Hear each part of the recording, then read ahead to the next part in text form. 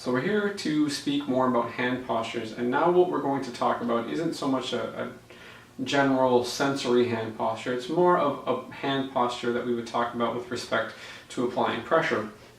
Now what we're going to talk about is thumb over thumb pressure, or how to use your thumbs in a way that is useful over time. A lot of times we need to acknowledge the differences in anatomy, whether it is the differences in anatomy side to side within a given patient, or the anatomical abnormalities or variation, as well as the anatomical variations in ourselves. And the easiest one for me to show is if you can see my thumbs, whether or not that shows up appropriately. This thumb sits relatively straight, this thumb bends back quite a bit more. So I have to recognize that in myself and in my hands when I want to use thumb over thumb pressure, or when I want to use my thumbs for something. One of the things to consider is that the further away our thumb is when we go to push, right? So if I go to push on my patient with this thumb, first of all, I have to recognize that this thumb is going to bend more at the interphalangeal joint. And so it's more likely to create a lot of pressure here for me as a practitioner. Now, the other thing that I need to consider is the strain on the thumb as a unit. So not only here at the interphalangeal joints, but getting closer to the saddle joint, I'm going to put a lot of strain when the thumb comes away from the hand.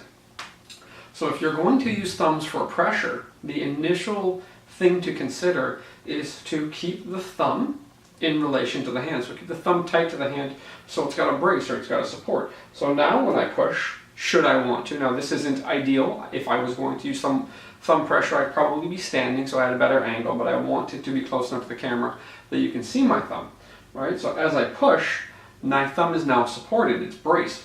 In performing this action, in bringing the thumb towards the hand, I've also created more muscular tension to stabilize that thumb.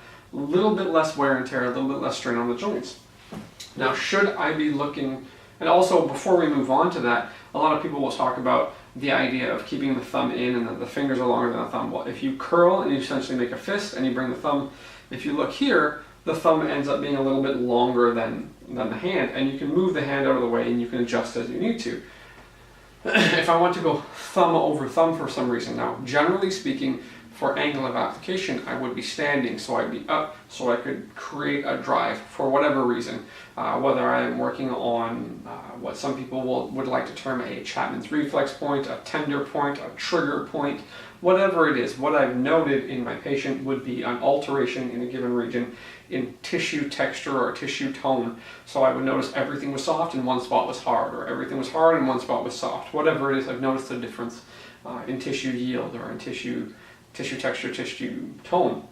When I want to go thumb over thumb, I still want to brace my thumbs. So at this point, again, I'm not straining the saddle joint. I'm not really straining the interphalangeal joints. I can go ahead and I can create pressure. Now that's not going to be as visible as I want it to be. I may be able to make it more visible if I come back here, but based on lighting and shadow, we may not see it. But the big deal is that I want to be able to go thumb over thumb, and I want to brace, right? So I essentially make a fist and keep my thumbs on the outside so that the majority of my thumb is supported by the rest of my hand, the rest of my fingers.